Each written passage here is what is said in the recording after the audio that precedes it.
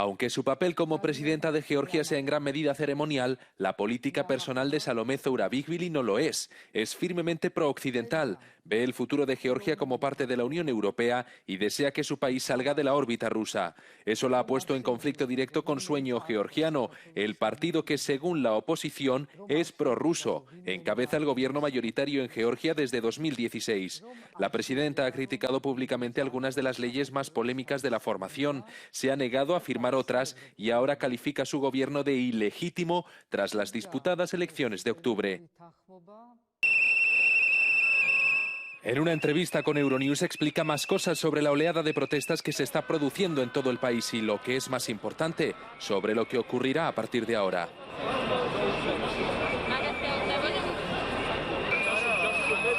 Clearly not, because the elections that led to this parliament and then to the government are not legitimate. They are not recognized by anyone. They have not been recognized by the Georgian population in the first place. They have not been recognized by the political forces in the country, because no opposition party has winning partly these rigged elections, and nobody has entered the parliament. So it's one party illegitimate parliament. And more important even, maybe, that our Western democratic partners have not till now recognized, and more than 1 month has gone by. The European Parliament has said that these elections were neither free nor fair, and they are calling for new elections, as we are calling here for new elections. The people on the street, especially after the last very provocative decision of this illegitimate government to turn their back on the European Union and turn their front towards Russia, is something that has stirred an immense protest movement in the country that is not stopping. Every day there are more people on the streets. And more important, there is a real dissent that is growing in the country, in the state institutions, where people are resigning or protesting or signing petitions, depending on which institution we are talking about.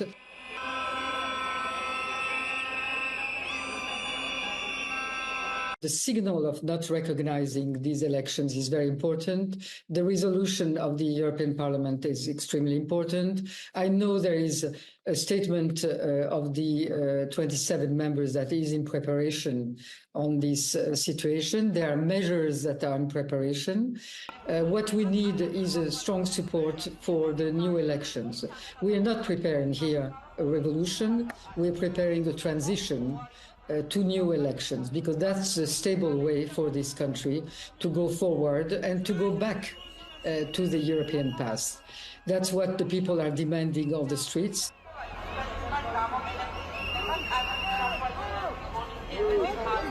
Basically, this one of the main problems of this country with the European Union all these last years was that we do not have independent justice system. I have introduced a plea in the Constitutional Court against the rigging of the elections, on which they have not even met for the time being. But we have to try all the levels. That's the way, the constitutional way to do things. And there is always hope, but because it could always be that some members of this High Court at one point understand that the stability of the country is in their hands and the fate of the country. So we have to try to put pressure on them.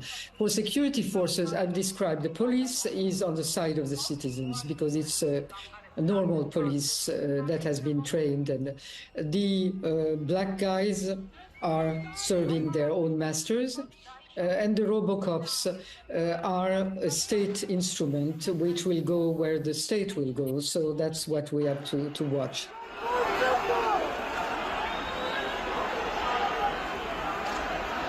Georgians are not Ukrainians. We have many things in common, the two countries, because we have been basically confronting the same enemy.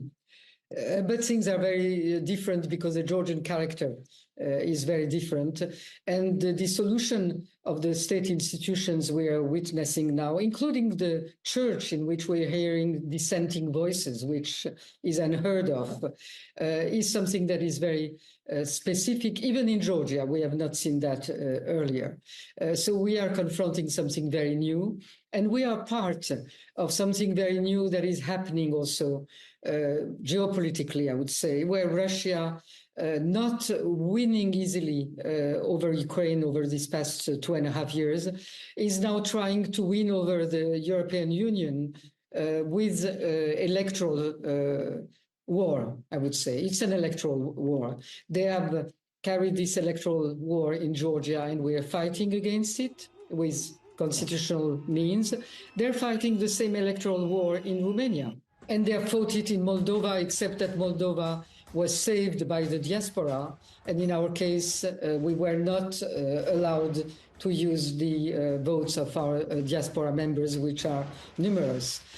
So it's a strategy of Russia, and it's very important that the European Union understands that it is a strategy, a hybrid strategy to win over countries that do not want to go towards Russia through these maybe more discreet ways, but clearly in Georgia, where we have a long experience of Russia trying to take over this country and have been very resilient to that, we are going to be resilient, and I'm sure that will prevail the will of the people.